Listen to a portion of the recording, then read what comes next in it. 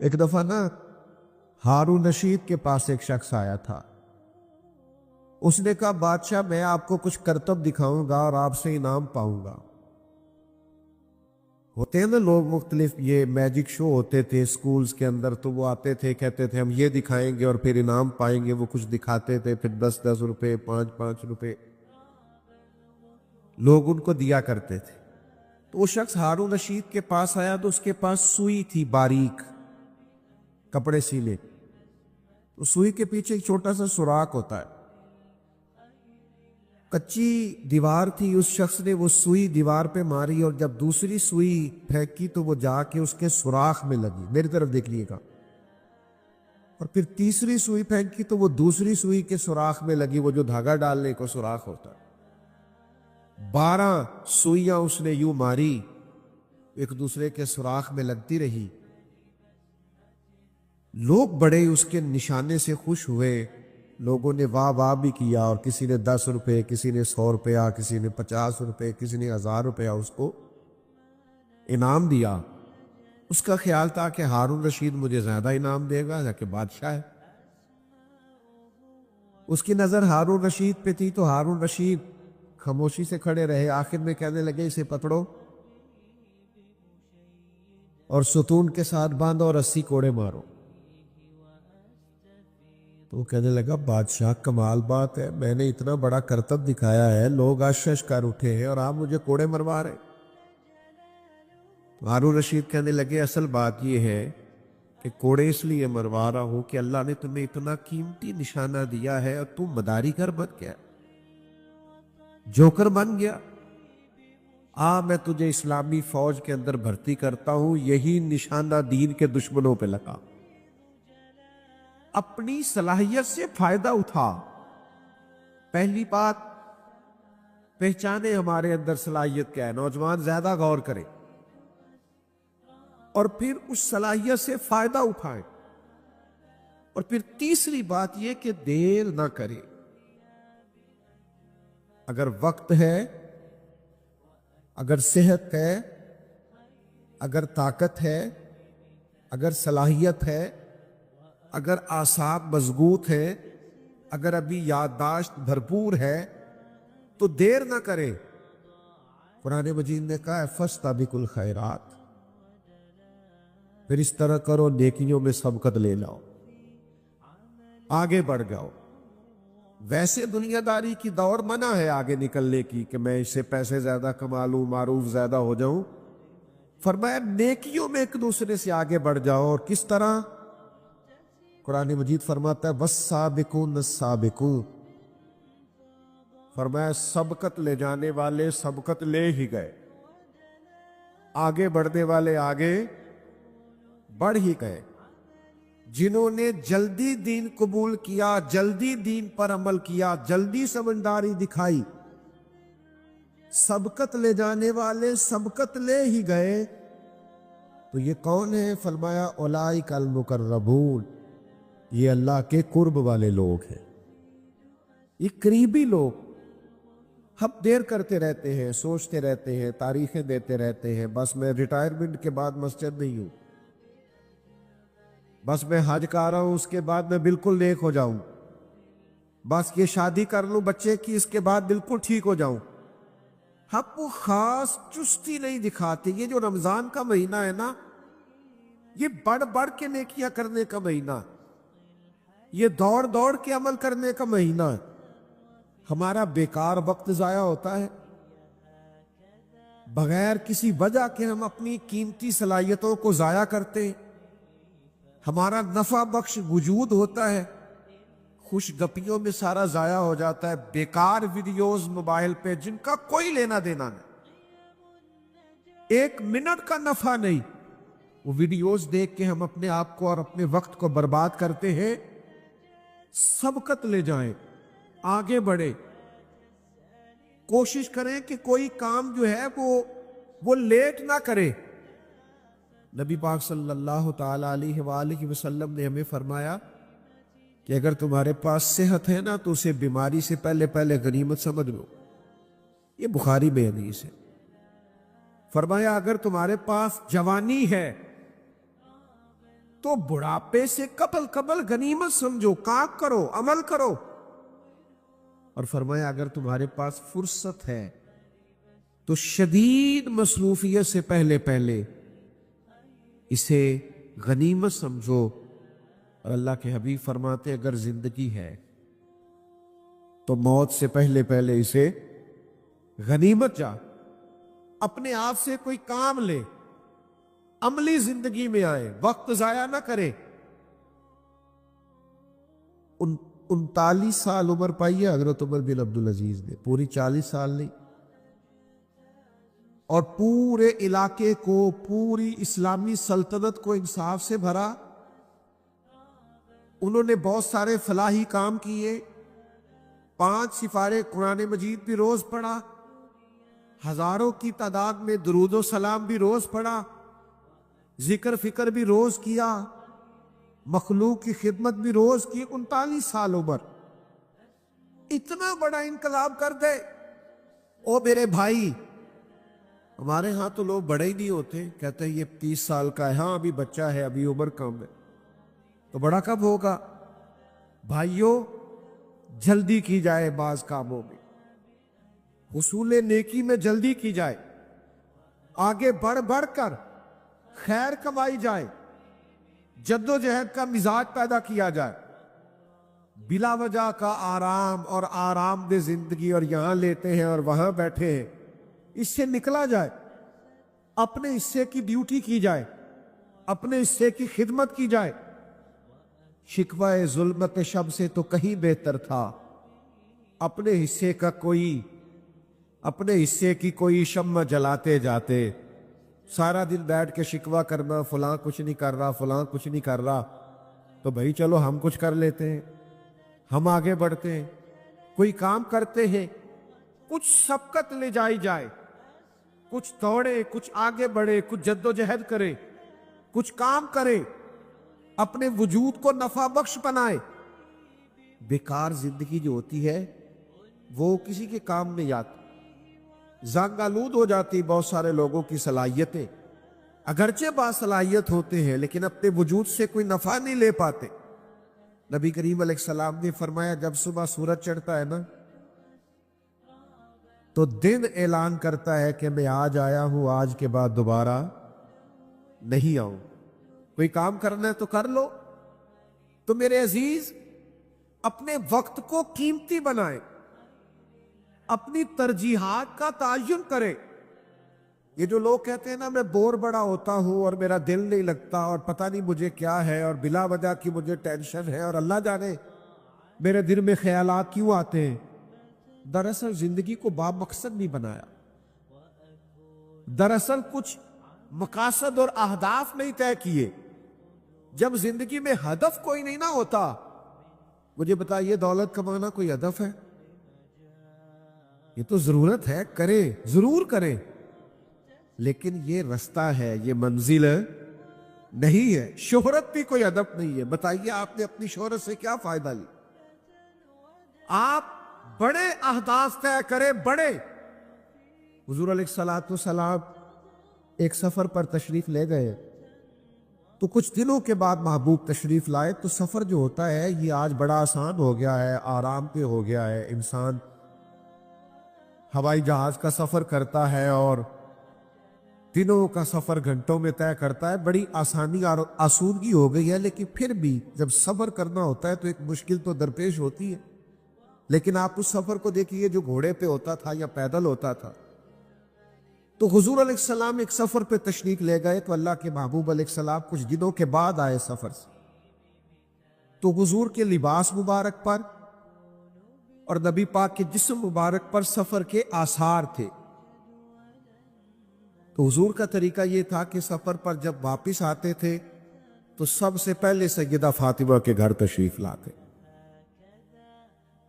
نبی کریم سیدہ پاک رضی اللہ تعالیٰ عنہ کے گھر آئے تو حضور کے چہرے پر وہ جو بظاہر نکاہت تھی اور آثار سفر تھے، ان کو دیکھ کر جناب سیدہ رضی اللہ تعالیٰ عنہ کچھ مغموم ہو گئی، پریشان ہو گئی، اور عرض کرنے لگی یا رسول اللہ صلی اللہ علیہ وسلم آپ کتنی مشقت اٹھاتے، آپ کتنی جدوجہد کرتے، کتنی بظاہر تھکاوٹ محسوس ہو رہی ہے. وہ ہمارا بچہ ہمارا ایک دکھ بیان کرے نا کہ آپ کتنی ڈیوٹی کرتے ہیں تو ہم کہتے ہیں بیٹا تمہیں تو پتہ ہی نہیں، میں تو اس سے بھی زیادہ کرتا ہوں، میرے پاس تو دکھوں کی کتاب ہے، میں نے تو بڑی مشکل سے فلاں فلاں ڈیوٹیاں کی ہے. حضور کی صاحبزادی شہزادی کونین رضی اللہ تعالیٰ عنہ رو رہی ہے کہ یا رسول اللہ آپ اتنی تکلیف برداشت کرتے، تو حضور نے بات کا رخ ہی بدل دیا، نبی کریم نے بات کا زاویہ ہی بدل دیا. حضور فرمانے لگے فاطمہ آپ کے والد کو اللہ نے بڑے مقاصد کے لیے دنیا میں مبعوث فرمایا، ہم بڑے اہداف لے کر بڑے مقاصد لے کر آئے. پھر حضور نے وہ مقصد بیان کیا، فرمایا نہ کوئی گھر کچا بچے گا، نہ پکا بچے گا، اور نہ کوئی جھوپڑی بچے گی جہاں اللہ ہمارے دین کے پیغام کو پہنچا نہیں دے گا. تو جب اتنے بڑے مقاصد ہو تو کچھ تھکاوٹ تو ہوگی، کچھ بظاہر تکالیف تو ہوگی، بلکہ اسی سے ملتی جلتی ایک روایت بخاری شریف میں اور بھی موجود ہے. حضرت عمر فاروق رضی اللہ تعالیٰ عنہ فرماتے میں نبی کریم علیہ السلام کی خدمت میں حاضری دینے کے لیے حاضر ہوا تو حضور موٹے باغ کی چارپائی پہ آرام فرما تھے. ہم تو بڑے نرم بستروں پہ آرام کرتے ہیں اور دیر تک آرام کرتے ہیں، اور ماں بدولت کو اٹھائے بھی کوئی نہ، اور بڑا طویل، اور جناب کیا کہنے، کہتے موٹے بانگ کی چارپائی پہ حضور آرام فرما تھے. جب میں حاضر بارگاہ ہوا تو محبوب اٹھے، اچانک حضور کی کمر مبارک سے ذرا قمیض مبارک ہٹی تو میں نے دیکھا کہ وہ موٹے بانگ کی چارپائی کے نشان حضور کے جسم اقدس پر ہے. یہ بخاری میں موجود. تو حضرت عمر کہتے ہیں میں رو پڑا. یہاں فلسفے کو سمجھیے گا. میں نے عرض کی یا رسول اللہ صلی اللہ تعالی علیہ وسلم وہ کیسر و کسریٰ، وہ اللہ کے دین کے دشمن، وہ اتنی آرام سے زندگی گزارے، اور آپ اللہ کے محبوب ہیں، آپ حبیب مطلق ہیں، اور آپ کا یہ حال ہے کہ پشت مبارک پر موٹے باغ کی چارپائی کے نشان ہیں. تو حضور نے کیا سوچ دی؟ نبی کریم فرمانے لگے عمر کیا تم یہ پسند نہیں کرتے کہ وہ دنیا میں بڑی آسانی دیکھیں اور آخرت میں رسوا ہو جائے، اور ہم دنیا میں تھوڑی مشقت برداشت کریں اور آخرت کی ساری عزت اللہ ہمیں ہی عطا فرما دے. تو یہاں کچھ کام کرنا ہے، یہاں کچھ جدوجہد کرنی، یہاں کچھ ڈیوٹیاں کرنی ہے، یہاں اپنی صلاحیتوں سے کچھ فائدہ لینا. ملت کے جوانوں ایک پیشہ صرف برا ہے، وہ ہے کسی کے آگے ہاتھ پھیلانا. باقی مسلسل محنت کرنا، مسلسل جدوجہد کرنا، مسلسل کام کرنا، مسلسل ڈیوٹی کرنا. میرا ویسے چھوٹا سا تجربہ اپنی زندگی کا یہ ہے، میں نے دیکھا جو لوگ بالکل فارغ ہوتے ہیں نا وہ پکے نمازی بھی نہیں ہوتے الا ماشاءاللہ. میں نے مصروف ترین لوگوں کو دیکھا ہے، وہ بڑے مصروف ہیں، وقت نکال کے 5 وقتہ نماز پڑھتے، بڑے مصروف ہیں، زندگی بڑی بیزی ہے، لیکن وقت نکال کے تراویح میں شریک ہوتے، مینج کر رکھا ہے چیزوں کو.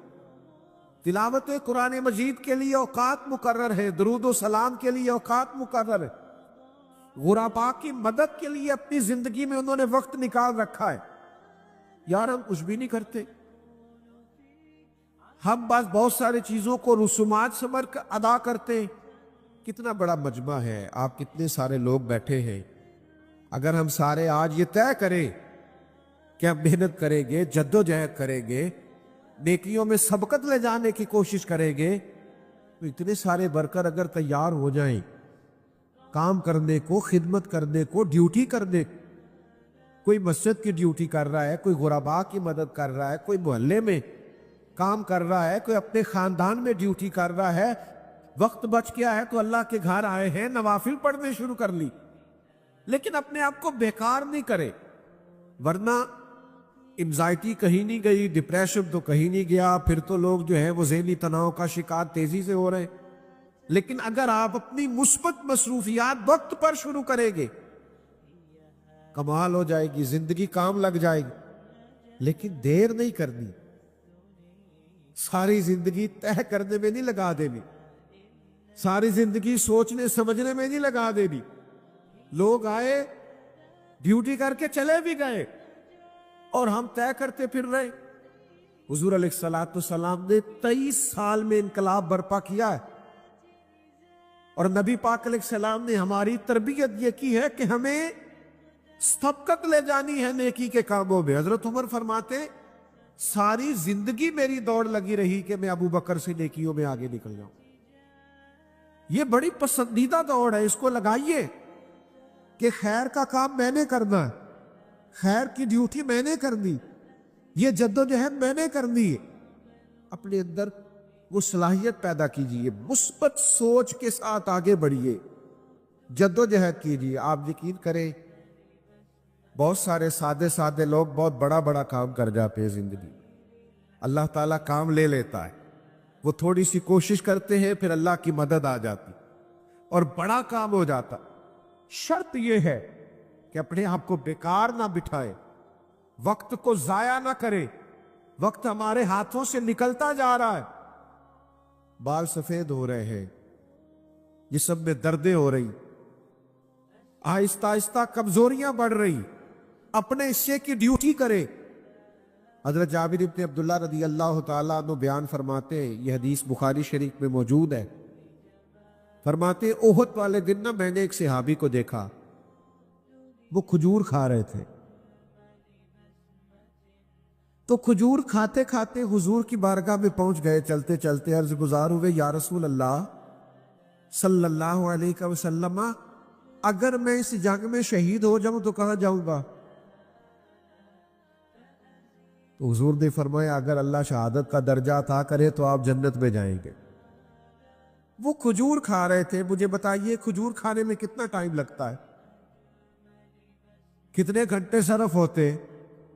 کتنے دن لگتے ہیں؟ کھجور ہی کھانا ہے نا۔ تو جتنی کھجور وہ کھا چکے تھے کھا لی، باقی انہوں نے گلے سے نکال دی، اور بقایا انہوں نے چھوڑ دی۔ جو کھا رہے تھے کھا لی، باقی چھوڑ دی، اور اسی وقت تلوار پکڑی اور میدان میں چلے گئے۔ تھوڑی دیر انہوں نے جہاد کیا، اللہ تعالیٰ نے شہادت کا مرتبہ عطا فرمایا۔ وہ جو انہوں نے بقایا کھجور چھوڑ دی، اس کا مطلب یہ ہے کہ امت کو یہ پیغام دیا کہ میں شہادت کے قریب جانے میں اتنی دیر بھی نہیں کرنا چاہتا جتنی کھجور کھانے میں دیر لگ۔ مجھے جلدی سے آگے بڑھنا، جلدی سے سبقت لے جانی ہے، جلدی سے کام کرنا ہے، یہ ڈیوٹی ہے، اسے سر انجام دینا ہے، اپنے آپ سے تھوڑے وقت میں زیادہ کام لینا ہے، وقت کو سمیٹنا ہے۔ بہت سارے کام ہیں جو کرنے والے ہیں، جو تشنا ہے۔ ابھی تو ہم نے اپنی والدہ کو ڈھیر سارا وقت دینا ہے، والد کے قریب بیٹھنا ہے، ان کے حکم سننے ہیں، ان کے بڑھاپے میں ان کے پاس بیٹھنا ہے، ان سے مشورے کرنے۔ ہم نے اپنی اولاد کو ٹائم دینا ہے، ان کے چھوٹے چھوٹے سوالات سننے، ان کی ذہن کی سطح پر ابھرنے والے خیالات کے جواب دینے، ان کے ساتھ وقت گزارنا ہے۔ ہم موبائل پہ لگے ہوئے ہیں، اور مرد عورت کا لباس ہے، عورت مرد کا لباس ہے۔ کچھ باتیں ایسی ہیں جو بیوی صرف شوہر سے کر سکتی ہے، کسی اور سے نہیں کر سکتی۔ اس کے لیے وقت نکالنا ہے، اس کو ٹائم دینا ہے، اس کی بات سننی ہے۔ پھر آپ کے احباب ہیں جو آپ پر اعتماد کرتے، وہ آپ سے مشورہ چاہتے، ان کی بہت ساری باتیں رکی ہوئی، آپ ان کو اچھی مثبت اور بہترین رائے دیں گے تو انہیں آگے بڑھنا ہے، کام کرنا ہے۔ آپ جس ادارے سے وابستہ ہیں، جس جگہ آپ ڈیوٹی کرتے، اس کو آپ کو بہترین صلاحیتیں دے کر آگے لے کے جانا ہے۔ لیکن ہم جلدی نہیں کرتے، ٹائم نہیں دیتے۔ کچھ کاموں میں جلدی کرنے سے منع کیا گیا، عجلت نہ کرو، لیکن نیکیوں میں جلدی کرنے کا حکم دیا گیا۔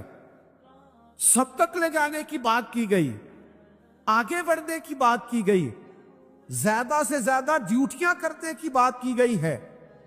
میرے عزیز، ہم کمزور پڑتے جا رہے ہیں۔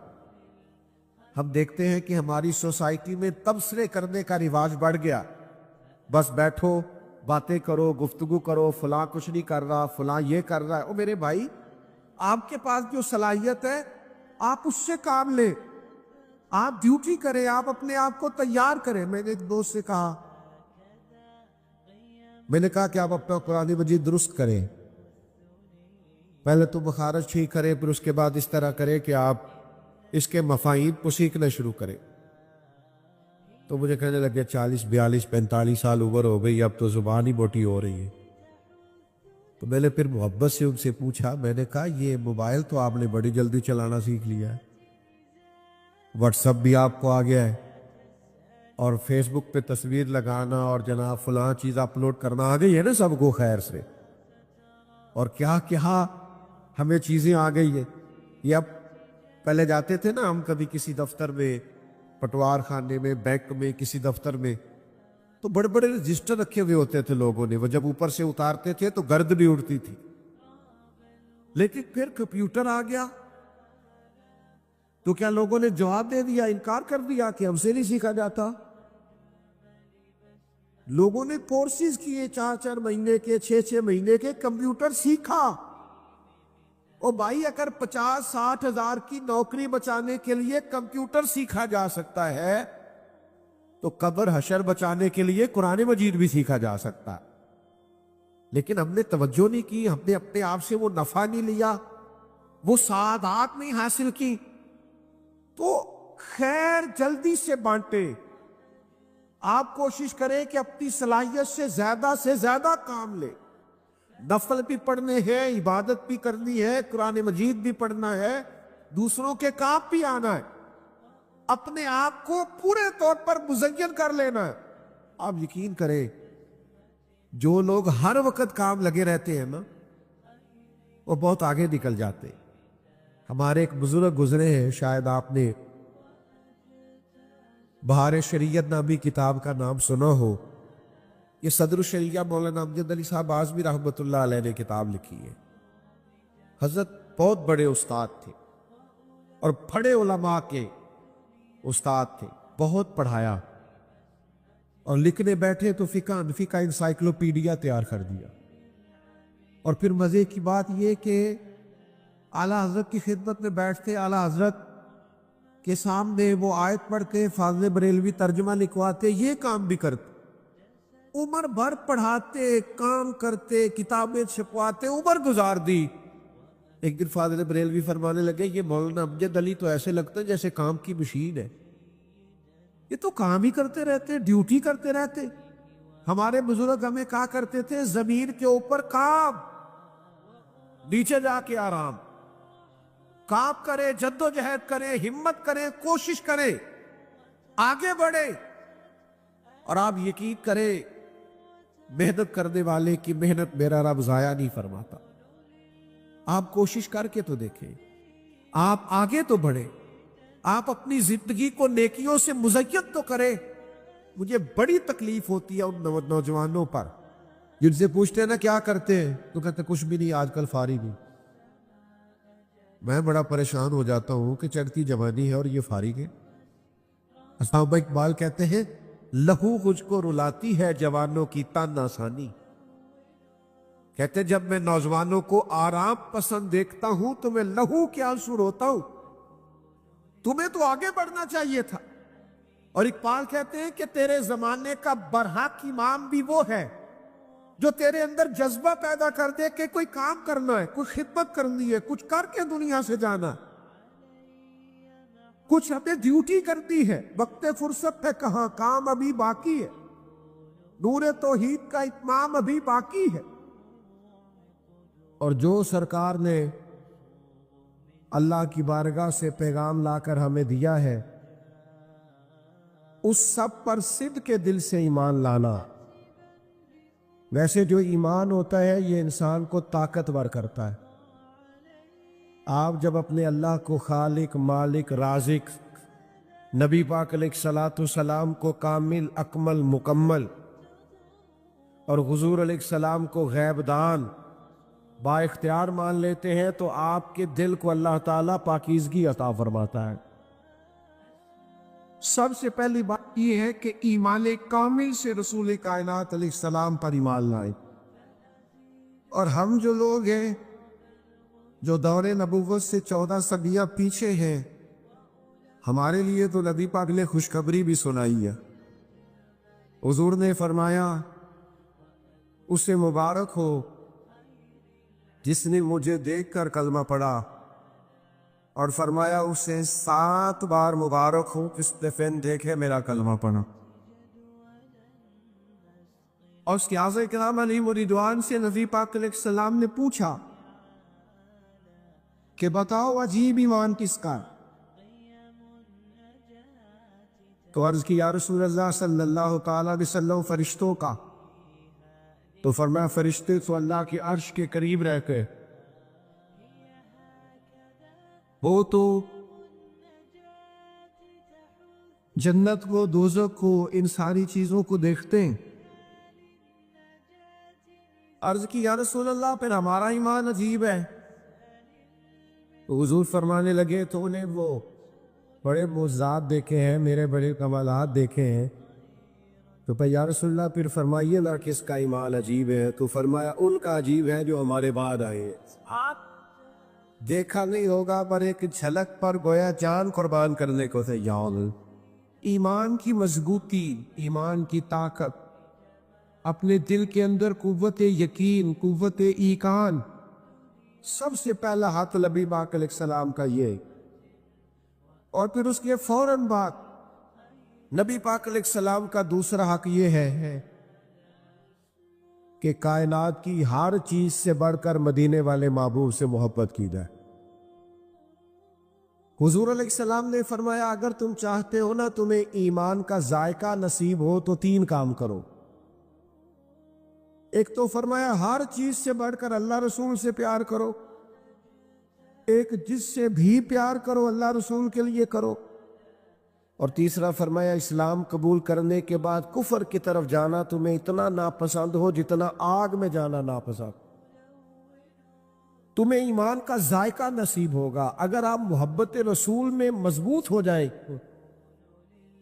تو نماز بھی ذائقہ دینے لگ جائے، تلاوت قرآن مجید کا بھی ذائقہ ہے، نبی پاک کی امت کی خدمت کرنے کا بھی ذائقہ ہے۔ آپ لوگوں کے دکھ درد میں جائیں گے، آپ کے دل کو اللہ تسلی عطا کرے۔ تو بھائیوں حضور کا پیار اور کامل محبت نبی پاک علیہ السلام، اور اس میں نہ وارفتگی ہو، صرف نعرے نہ ہو، جذبات نہ ہو، صرف محفل میں محبت نہ ہو، بلکہ اس کے اندر وارفتگی ہو، جوش ہو، جذبہ ہو، شوق ذوق۔ آپ دیکھیے نا یہ بھی محبت کا ایک انداز ہے کہ حضرت ثوبان بن مالک رضی اللہ تعالیٰ عنہ مسجد نبوی شریف میں حضور کے سامنے بیٹھ کے رو رہے، تو کریم نے پوچھا ثوبان کیوں روتے ہو؟ تو عرض کی یا رسول اللہ صلی اللہ تعالیٰ علیہ وسلم جب گھر میں دل نہیں نہ لگتا تو میں آپ کی زیارت کر لیتا ہوں۔ تو اب اس بات نے رلا دیا ہے کہ جنت تو اللہ تعالیٰ آپ کے صدقے عطا کرے گا، لیکن آپ تو ہوگے اونچے مقام میں نبیوں کے ساتھ۔ تو یا رسول اللہ جنت میں آپ کی زیارت کے بغیر دل کیسے لگے گا؟ یہ ذرا آپ نے محبت کی کیفیت کو سمجھنا ہے۔ میری طرف دیکھیں جی، جب ہم ملک سے باہر جاتے ہیں تو ایک لفظ بولتے ہیں پردیسی جو مجبور بھی ہوتے ہیں بڑے، وہ بھی کہتے ہیں میرا بچوں کے بغیر دل ہے۔ یہ دل نہیں لگتا، یہ محبت کی علامت ہے۔ وہ بڑی مشکل سے گئے ہوتے ہیں پر دل نہیں لگتا، ماں کے بغیر، باپ کے بغیر، اولاد کے بغیر، بہن بھائی کے بغیر رہ نہیں سکتا، لوٹ آتے ہیں، دل نہیں لگتا۔ لوگ بڑی بڑی تکلیف سہتے ہیں پر کہتے ہیں چونکہ دل نہیں لگتا رہ نہیں سکتے۔ اور میرے بھائی صحابی بھی کہہ رہے ہیں دل نہیں لگتا پر یا رسول اللہ آپ کے بغیر نہیں لگتا۔ اور یہ قلبی کیفیت ہے، جب کوئی اداس ہو جاتا ہے تو سیانے سیانے لوگ ہم نے روتے دیکھے، لیکن شرط یہ ہے کہ قلب پر، دل پر وارد ہو یہ چیز یا رسول اللہ دل نہیں لگے گا تو کیا کریں گے؟ تو اللہ تعالیٰ نے قرآن مجید نازل کر دیا، فرمایا جو رب رسول کی اطاعت کریں گے نا انہیں اللہ تعالیٰ نبیوں، صدیقوں، شہیدوں اور صالحین کے ساتھ ہی جگہ عطا فرما دے گا۔ سبحان اللہ، نبی پاک سے کامل محبت کرے، رات کو اکیلے میں بیٹھ کے نعت سنا کرے، تنہائی میں آپ اپنے موبائل پر نعت لگائیں، آپ اکیلے ہو اور جب آپ یہ نعت سنیں گے نا بار بار، بڑی امید ہے سرکار قدموں میں بلائیں گے، کرم کی جب نظر ہوگی مدینے ہم بھی جائیں گے، اور اگر جانا مدینے میں ہوا ہم غم کے ماروں کا تو مکینے گنبد خضرا کو حال دل سنائیں گے۔ اگر آپ تنہائی میں یہ نعت پڑھیں گے تو انشاءاللہ خواب میں بھی مدینہ نظر آئے گا، کیونکہ جو کام بندہ کرتے ہوئے سوتا ہے وہی خواب میں نظر آتا ہے۔ تو نبی پاک سے جب کامل پیار کرو گے ایمان کا ذائقہ ملے گا۔ اور تیسری بات یہ ہے کہ ہر چیز سے بڑھ کر نبی پاک کی تعظیم کرنی ہے۔ یہ جو بے ادب ہے نا، بے ادب جنہیں نام نہیں لینا آتا، ان لوگوں کے پاس نہیں بیٹھنا جنہیں حضور کا نام تک نہیں صحیح لینا آتا۔ حضور کی تعظیم کرنی، توقیر کرنی، جملے ادب والے۔ صحابہ نا ایمرجنسی میں بھی نبی پاک کا ادب نہیں بھولتے تھے، ایمرجنسی میں ادب نہیں یاد رہتے۔ یہاں میرے اگر خدا نخواستہ شملے کو، امامے کو آگ لگ جائے تو آپ کیا یہ کہیں گے مفکر اسلام، پیر طریقت، تو میرے بھائی نے تو میری اوقات سے بڑھ کر میرے لیے جملے بول دیے، میں پریشان تھا کہ میں کہاں اپنے آپ کو ڈھونڈوں گا، میں کہاں اور یہ جملے کہاں۔ تو وہ اب شملے کو، پگڑی کو آگ لگی ہے تو کیا آپ اس میں کہیں گے پیر طریقت، رابر شریعت، مفکر اسلام، خطیب؟ اتنی دیر میں دل کرے آگ سارا کام کر دیا۔ ایمرجنسی میں ادب یاد نہیں رہتا، بلکہ اگر آگ لگ گئی خدا نہ خواستہ کپڑے کو تو فوراً میرا بھائی کہے گا آگ آگ آگ، آپ کے شملے کو آگ لگ گئی، فوراً پکارا جائے گا۔ لیکن صحابہ ایمرجنسی میں بھی نبی پاک کا ادب، حضرت ابوبکر صدیق کے مقدس پیر کو سانپ نے ڈس لیا ہے غار ثور میں، اور اتنا سخت اس نے ڈسا ہے کہ زہر پھیلا ہے اور آنکھوں سے آنسو نکل آئے۔ تو وہ ساڑھے پنجابی جی تو کہندے نے سپ دی دہشت ہی بڑی ہوندی ہے۔ اب وہ سانپ نے ڈس لیا ہے جناب صدیق اکبر کے پیر کو۔ حضور نے فرمایا کیا ہوا؟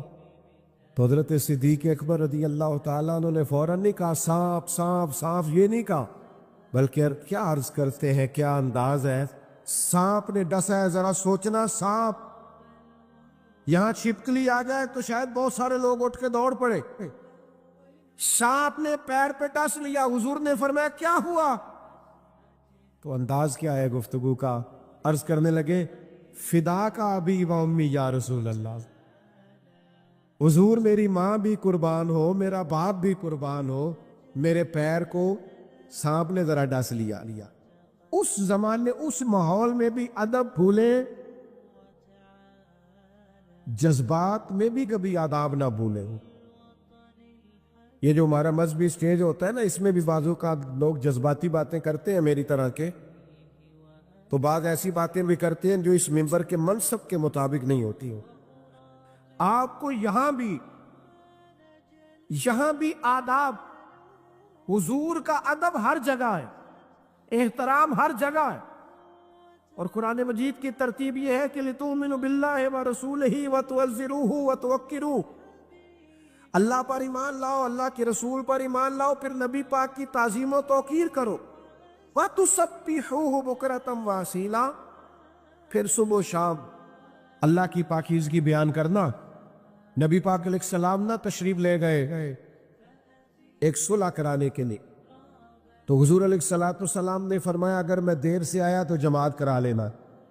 اب آپ صلح کی اہمیت کو بھی سمجھیں کہ صلح کرانی ضروری ہے، جماعت تھوڑی دیر بھی ہو جائے تو خیر ہے، دعا کرے صلح رہے سب کی، آمین تو کہہ دے۔ اللہ کرے فسادات ختم ہو اہل حق کے بیچ میں سے، آمین۔ تو حضور صلاح کے لیے چلے گئے۔ اب سرکار کو آنے میں دیر ہو گئی تو صحابہ کو پتا تھا کہ اگر حضور دیر سے آئے تو امام کس نے بننا ہے۔ اقامت ہوئی تو مصلی پہ جناب صدیق اکبر کھڑے ہوئے۔ معراج کی رات نا، معراج کی رات نبی پاک کا مقدس بازو تھام کے حضرت جبریل نے مصلی پہ کھڑا کیا تھا، تو کسی نے اعتراض نہیں کیا، سب کو پتا تھا یہ امام الانبیاء ہے۔ لیکن حضرت صدیق اکبر کو تو میرے مصطفیٰ نے مصلی پہ کھڑا کیا ہے۔ یہ حضرت صدیق اکبر کی امامت کا کمال ہے۔ حضور نے فرمایا ابو بکر کو حکم دو میری طرف سے لوگوں کو نماز پڑھا، تو فرمایا دیر سے آیا تو جماعت کرا لینا۔ جناب صدیق اکبر جماعت کرا رہے، حضور ذرا دیر سے آئے۔ اب جب آئے نبی پاک تو صف میں شامل ہوئے، تو صحابہ نے نا متوجہ کیا جناب صدیق کو کہ حضور آ گئے۔ ان کو جب پتا چلا نا نبی پاک آ گیا تو جماعت کراتے کراتے ہی حالت نماز میں ہی حضور کی تعظیم شروع کر دوں۔ ایک قدم انہوں نے پیچھے ہٹایا تو نبی پاک نے فرمایا پڑھاؤ نا نماز۔ انہوں نے دوسرا قدم پیچھے ہٹایا، دور بیٹھے ایک درویش حدیث کا ترجمہ کرنے لگے۔ وہ کہنے لگے نماز پڑھا کہ میں تے وال ویکھا ہے، سبحان اللہ۔ انہوں نے نماز پڑھا کہ میں تے وال ویکھا، مینو کعبہ بھول کے آئی، بھول گئیاں نی سب سوم صلاتاں اکو یار دا فکر پہ آئی۔ اعلیٰ حضرت بریلوی رحمت اللہ علیہ فرمانے لگے حاجیو آؤ شہنشاہ کا روز، کعبہ تو دیکھ چکے ہو، کعبے کا بھی کعبہ دیکھو۔ نماز حضور آگے کھڑے ہو گئے، نماز پڑھائی اور نماز مکمل کر کے میرے کریم نے فرمایا ابو بکر جب میں نے جو کہا تھا تو جماعت کرائی کیوں نہیں؟ کہ یا رسول اللہ ابو قحافہ کے بیٹے کی اتنی جرت بھی نہیں کہ نبی پاک کی امامت کرائے۔ تو حضور کا ادب، تعظیم، توقیر بڑا ضروری کام ہے، یاد رکھنا۔ اور چوتھی بات، حضور کا ہر حکم ماننا امت کے لیے ضروری ہے۔ واجب ہے امت پر کہ نبی پاک کا ہر حکم مانے۔ اور میں والے دن حضور کا حکم مانتے ہو، بیٹے کی شادی والے دن کیوں نہیں مانتے تھے؟ کول والے دن تو بلا لیتے مولانا صاحب کو، پیر صاحب کو، تو یہ محفل مہندی والے دن کیوں نہیں کرتے تھے؟ وہ حاجی صاحب کہتے ہیں مینوں نہیں پتا، میں ڈیرے تے سا۔ انج نہ کرو، تسی بڑے حاجی ہو، نمازی ہو، حج بھی کیتی جاندے ہو تے لہو بھی پیتی جاندے ہو، کھو کے مال یتیماں دا تے بھیج مسیتی جاندے ہو، پٹ دلاں دے سیندے نہیں تے ٹوپیاں سیتی جاندے ہو، نفس تے چھری پھیرتے نہیں تے دمبے کیتی جاندے ہو، اور فرض پلائی بیٹھے ہو تے نفلاں نیتی جاندے ہو، اور 10 سے سی بلے شانو ایک ہی کیتی جاندے ہو۔ شہیدوں کی اہمیت کو سمجھیں، شریعت ہر جگہ شریعت ہے، دین ہر جگہ دین ہے۔ آپ اتنی بڑی تعداد میں جلوہ فرما ہے۔ میں عرض کروں گا نبی پاک کا کوئی حکم جب ہم تک پہنچ جائے تو پھر ہم نے برادری نہیں دیکھنی، پھر ہم نے قبیلہ، یہ داڑھی کا کوئی وزن ہوتا ہے ویسے؟ رکھتے کیوں نہیں؟ اور رکھو تو پوری رکھو جو حضور کا طریقہ ہے۔ اور میرے بھائی عورتیں پردہ کریں جو نبی پاک کا طریقہ ہے۔ خدا را 5 نمازیں میرے نبی نے ضروری قرار دی ہیں۔ سود حرام ہے حضور نے کہہ دیا تو قیامت تک حرام ہے۔ کوئی لاکھ دلیلیں لاتا پھرے، پر جسے اللہ رسول نے حرام کیا ہے وہ حلال ہو سکتا؟ اس لیے محمود بڑا پیار کرتے تھے ایاز سے، ایاز غلام تھا نا، تو بعض لوگوں کو اعتراض تھا کہ آپ اس سے زیادہ پیار کرتے ہیں، تو محمود نے ایک دن سوچا کہ تجربہ نہ کرا دیں، لوگوں کو پیار زیادہ کیوں کرتے ہیں، تجربہ نہ کرا دیں۔ ایک ہیرا اس نے رکھا اپنے پاس، اور وہ جو سیانے سیانے بندے سارے کھڑے تھے نا ان کو بلایا، ایاز کو آخر میں بلایا، ایک کو بلایا کہا یہ ہیرا تو توڑ دو، میری طرف دیکھنا یار، میری طرف دیکھو، ہیرا تو توڑ دو۔ تو وہ کہنے لگا بادشاہ اتنا قیمتی ہیرا ہے توڑوا کے کیا کرو گے، چھوڑو۔ بادشاہ کہنے لگا نہیں تم بندے سے آنے ہو، تم جا کے بیٹھ جاؤ، ایک دوسرے کو بلا، ہیرا توڑ دو۔ کہنے لگا اتنا قیمتی ہیرا ہے، توڑوا کے کیا کریں گے؟ وہ سارے سیانے مشورہ دے کے چلے گئے۔ آخر میں محمود نے ایاز کو بلایا اور بلا کے کہا یہ ہیرا توڑ دو۔ اس نے 1 منٹ نہیں لگایا، ہتھوڑی ماری توڑ دیا۔ تو بادشاہ کہنے لگا اتنے لوگ جو مجھے مشورہ دے رہے تھے کہ ہیرا نہ توڑوا تو نے کو توڑ دیا ہے، تجھے نہیں پتا قیمتی ہے؟ تو ایاز کہنے لگا بادشاہ میں نے زندگی میں طے کیا ہے جو چیز ٹوٹتی ہے ٹوٹ جائے، تیرا حکم نہیں ٹوٹنا چاہیے، ٹوٹ جائے کائنات کی ہر چیز پر، تیرا حکم نہ ٹوٹے، یہ میں نے طے کر لیا۔ صحابہ نے طے کر لیا تھا کہ جو مرضی ہو جائے، نبی پاک کا حکم، حضور نہ جمعہ پڑھا رہے تھے، یہ جیسے ابھی ہم نے کافی گزارش نہیں کی دوستوں سے بیٹھ جاؤ بیٹھ جاؤ بیٹھ جاؤ، تو سرکار جمعہ پڑھا رہے تھے، تو خطبہ دیتے دیتے نہ جمعہ پڑھاتے پڑھاتے نبی پاک علیہ السلام نے ایک صحابی سے فرمایا بیٹھ جاؤ۔ اب ایک صحابی قبیلہ بنو غنم میں تھے، ان کے کان میں آواز گئی بیٹھ جاؤ، کیونکہ نبی پاک نے کسی کا نام نہیں لیا، ان کے کان میں آواز گئی، وہ بنو غنم میں بیٹھ گئے۔ ایک ابھی مسجد کے دروازے پہ تھے، جب کہا بیٹھ جاؤ تو وہ وہیں بیٹھ گئے۔ ایک کسی کونے میں تھے، گلی میں تھے، ان سے کہا بیٹھ جاؤ تو وہ وہیں بیٹھ گئے۔ جمعہ مکمل ہوا تو نبی پاک علیہ السلام نے فرمایا آپ کہاں تھے، آپ کہاں تھے، آپ کہاں تھے؟ یا رسول اللہ آپ نے کہا بیٹھ جاؤ، میں بیٹھ گیا۔ تو کریم فرمانے لگے نہ آپ سے کہا، نہ آپ سے کہا، نہ آپ سے کہا، میں نے تو ان سے کہا تھا۔ تو صحابہ عرض کرنے لگے حضور آپ نے نام تو نہیں نہ لیا، سانو تے قید سجن دا گہنا ہے، سانو نہ قید سجن دا گہنا ہے، وہ جنج رکھے ایسا اونج رہنا ہے۔ یا رسول اللہ آپ کا حکم تھا لہذا بیٹھ گئے۔ سنے میرے بھائی، اسی طرح نبی پاک کا 5واں حق یہ ہے کہ اگر حضور کی امت کبھی تکلیف میں آئے، آزمائش میں آئے، پریشانی میں آئے تو حضور کی امت سے پیار کیا جائے۔ آج کتنا وقت گزر گیا ہے غزہ کے مسلمانوں کو روتے ہوئے، لوگوں نے مدد کیا کرنی ہے، امت مسلمہ ایک جگہ پہ اکٹھے ہو کر آواز بلند کرنے کو بھی تیار نہیں۔ لوگ ڈرتے ہیں بیان دیتے ہوئے بھی۔ خدا را نبی پاک کی امت کا پیار یہ حضور کا حق ہے، اس حق کو ضائع نہ کرو، اپنے ان مظلوم بھائیوں کے لیے آواز بلند کرو۔ لوگ کہتے ہیں ہماری آواز بلند کرنے سے کیا ہوتا ہے، آپ کو پتہ ہی نہیں، آپ کی آوازیں بلند کرنے سے کفر پر لرزہ طاری ہوتا ہے۔